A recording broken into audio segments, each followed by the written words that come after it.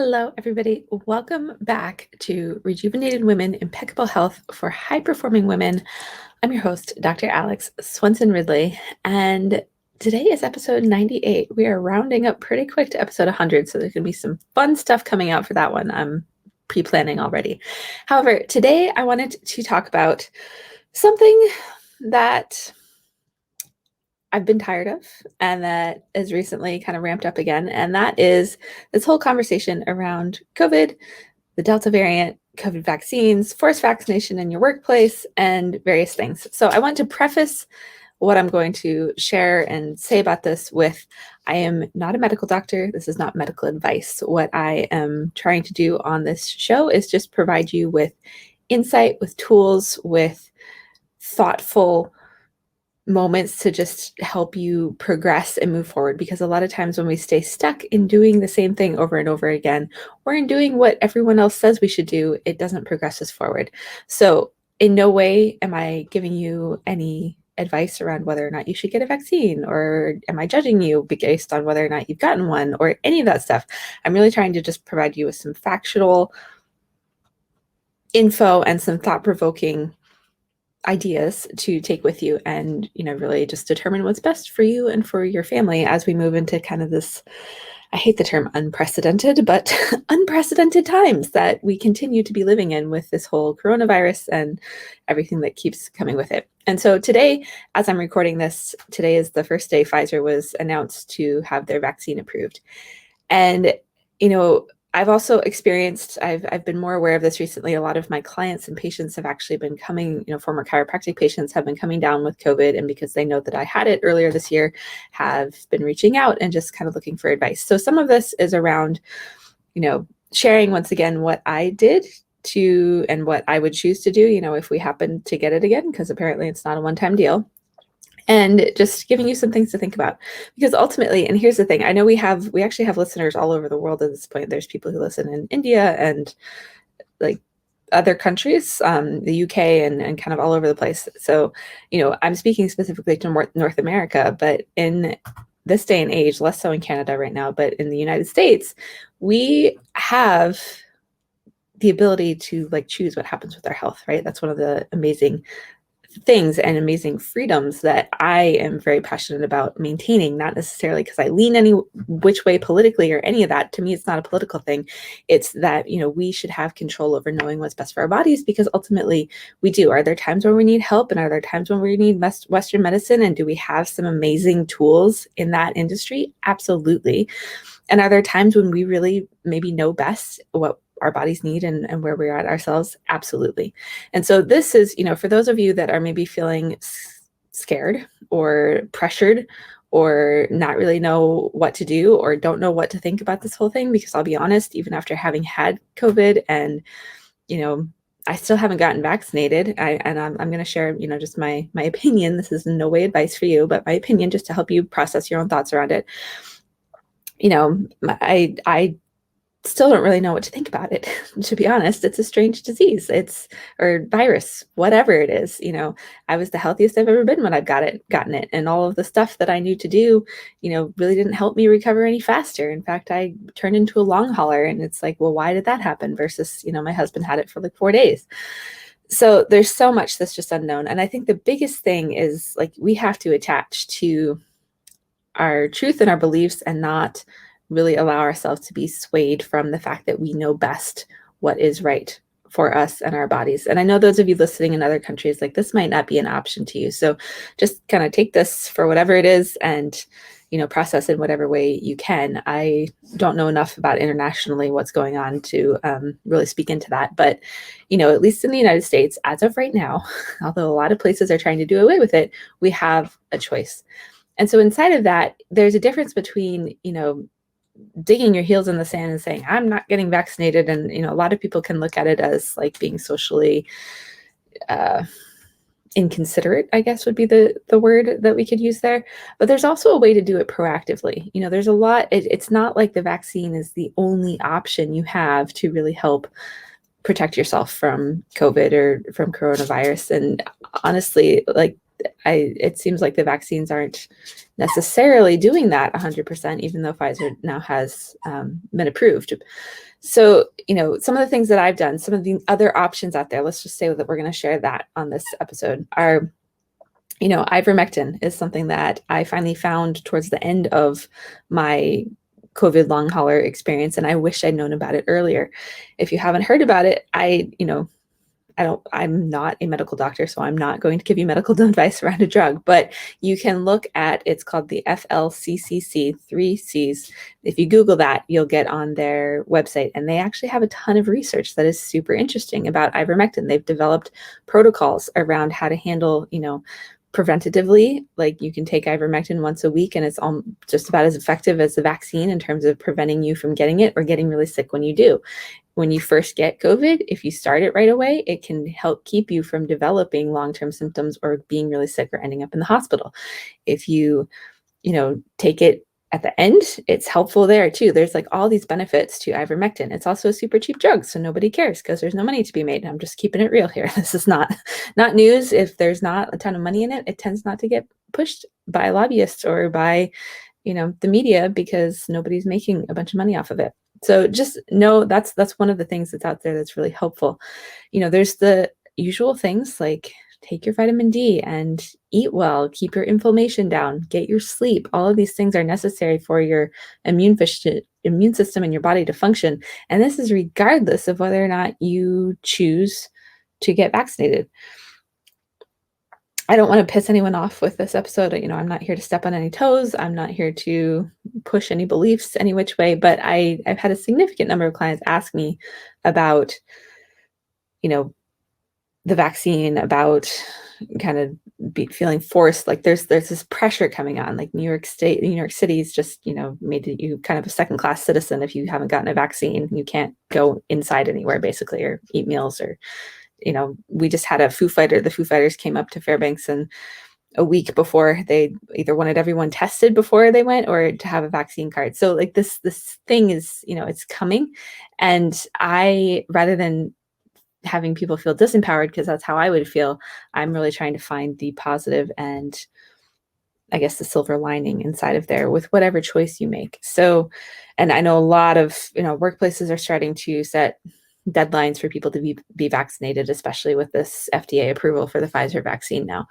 So regardless of what situation you are in, there are, ways to be proactive with your health. There are always ways to be proactive with your health. We talk about a lot of them on this show. So it's things like making sure you're eating lots of vegetables and not eating a lot of sugar, not stress eating, not staying up super late worrying about, the Delta variant or whatever's happening at work, or making sure you're getting quality sleep, making sure you're moving your body. All of these things are going to help you in the long run to, whether it's fight off COVID or help your body detox from getting the vaccine. Because let's be honest, there's stuff in the vaccine that our bodies are not good for us. We'll just put it that way. They are toxic.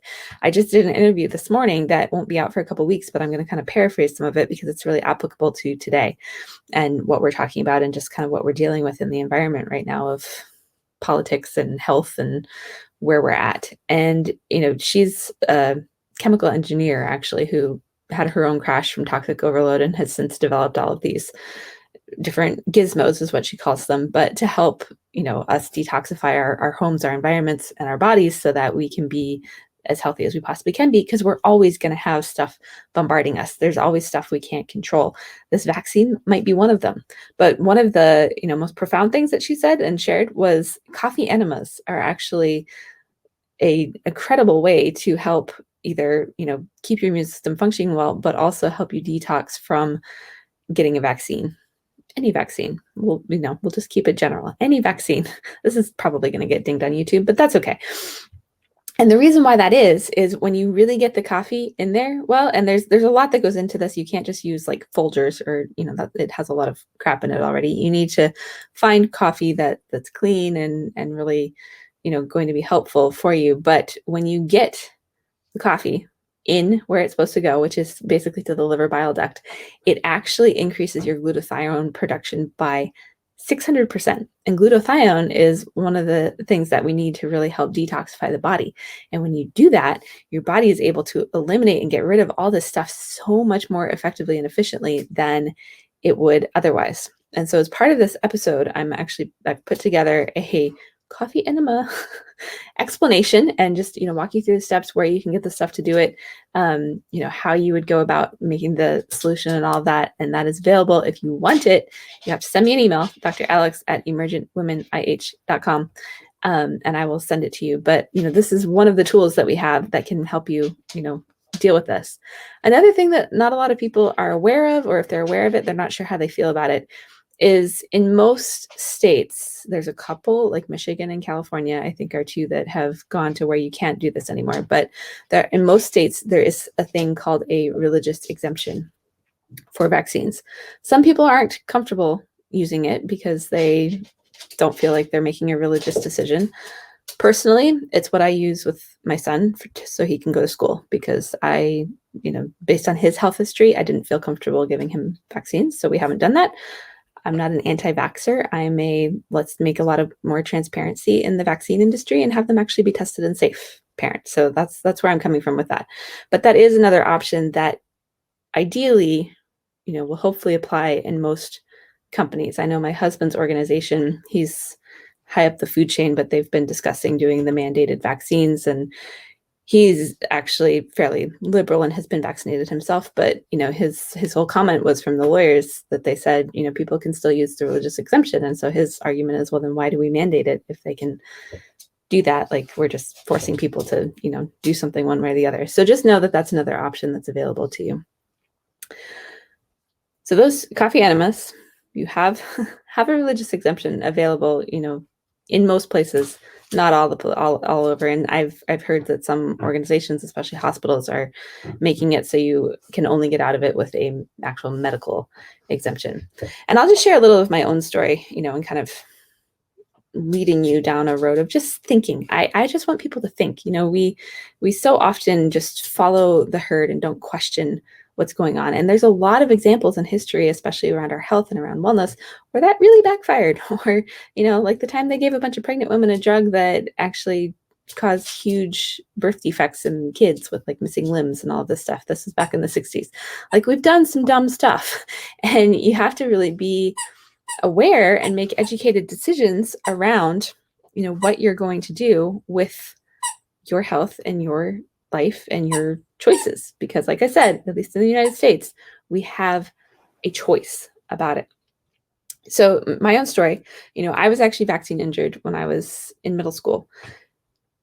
We didn't know that at the time. I didn't figure that out until I was in an advanced immunology class in my pediatric certification a couple of years ago. And it just all made sense, and it wasn't that the vaccine was bad or wrong, or, that I should never have had any or any of that. I had a sequela of things happen. I was born cesarean, so I missed getting that introduction of good, gut flora from my mom from going down the vaginal canal. That's where we get our initial microbiome, is from coming down the vaginal canal. We didn't eat well for whatever reason. My parents eat very well now, but I drank Coke and I ate at Burger King and I had like all the sugar and we had SpaghettiOs and all the stuff. I recently told my husband this and he was like, "Where's that wife?" I'm like, "Oh, she's never coming back, dear." But we did all that. We had a lot of environmental exposure. We probably had mold in our house. We had all of these things. And so by the time I was 12 and got to the point where I had that shot to boost my MMR, measles, mumps, and rubella, it just set my system totally overboard. And so I developed asthma and allergies and eczema. And the thing that finally tipped the scale was that vaccine. And so you just have to be aware and thinking about this, whether it's for you, for your kids. I know they're starting to push, maybe doing some of these vaccines with kids, is, looking at how much toxic stimulation have you had up to this point in your life? And where are you on that line? Are you already pushed past and over into having too much toxic exposure to where, you have some autoimmune conditions, or your skin's a mess, or your gut health is off? Or if you have any of that going on, I would approach it warily, and I would really do, some prep work to make sure that your body's in a really good place to process it. Because I know people who have been totally fine from the vaccine, and I know people who have been super sick. For example, a woman I know really well, I work with her in my doTERRA business. She had a bad reaction to an antibiotic years ago and was actually like in a wheelchair and had this huge long road of recovery. And she got the vaccine a couple weeks ago because her, it was the only way she's going to see her dad. So that swayed her decision on that. And she's been super sick ever since. And, vomiting and fever and had a really bad reaction to the vaccine. She's someone that, she'd finally reduced her toxic load enough, but her body still has those stressors and those things that hadn't fully healed and that pushed her over the edge. So you just have to be aware. It's, it drives me crazy because especially Western medicine, vaccine industry, it's not talked about a lot what the side effects actually are. You have to ask in order to get any of that information. And this is true of kids shots, of this vaccine, of all of this stuff. So we just have to be aware of where we're at with our health, with our life, with all of that, and really be proactive in just getting ourselves in the best condition possible. Whether you choose to get vaccinated or choose not to, there's still a threat from, well, a threat, what a chance that you could get COVID, it sounds like, regardless. And so just really, being as proactive as you can so that you don't end up getting super sick or having a really bad experience with COVID. Hopefully this, makes sense, helps serve you, just gives you a different perspective. I feel like we're just being bombarded with get vaccinated, it's totally safe, blah, blah, blah, blah, blah. And it's not like it's, you don't know if you're going to have a reaction or not. I know people who have, I know people who haven't. I often find that there's not a lot of transparency in the literature and in the stuff that is published around vaccines, and there's not a lot of education of medical professionals who give vaccines. And so they don't even question it. They're just taught that, yeah, they're safe, they're cool. And the reality is, we have these, it's always been a bit suspect how little vaccines and things are tested. It's always been a little suspect to me that you can't actually go after the vaccine company if you have an adverse reaction. The VAERS reporting agency, which is the vaccine adverse reaction something or other, but it's where they report that. A doctor actually has to report that, and so they estimate that only about 1% of vaccine injuries are actually reported to that. And there's just a lot of gray area around all of this that makes me wary, we shall say. If there was transparency, if there wasn't a bunch of money being made, if there like people were having real honest conversations about what are some of the side effects, and is this the right decision for me, if there wasn't pressure and all this stuff too. And I understand we're trying to combat something that we've never seen before. And so ultimately the choice lies with you. I'm just trying to give you a little insight into a, not, I don't want to say crazy, but there are people who take this side of the trail too far, and there's others who take, there's extremes on both sides. And so I'm trying to bring some sort of neutral ground, but just get you to think. And if you've either already gotten it or are planning to, or any of that, some of this stuff, like making sure your body is just ready and reducing your toxic load and doing something like coffee enema, which you can do daily. I'm going to again share that information with all of you. If you want it, just send me an email and we'll send you the link to download it. But all of that is going to help support your body regardless of what you do and what choice you make, and make you healthier and your body more capable of dealing with whatever comes at it. Because ultimately this is about, it's not about that you never get sick. That's not the definition of health. The definition of health is like how well are multiple areas of your life working, not just your physical health, but your mental health, your emotional health, your spiritual health, your there's 7 of your financial health, your relational health, all of those, your sense of community. It's how well is all of that working so that your body's the best equipped it possibly can be to not get sick. I hope I didn't upset anyone with any of this. Take it or leave it with a grain of salt. I'm just here to help you think. If you're in that camp of feeling pressured and frustrated and not knowing what to do, there's some options of things that you have available to you. Ultimately, it's your decision, at least for now. And on the day it's not, we still have some tools and things that we can utilize to help reduce the impact that being exposed to toxic stuff has, because that's just the reality of what it is. So I hope this serves you. We will be back Next week, the solo show is going to be episode 100, which I've got all kinds of stuff planned for. So you definitely don't want to miss that. It's a big milestone and I'm super excited about it. And with that, we will see you next week.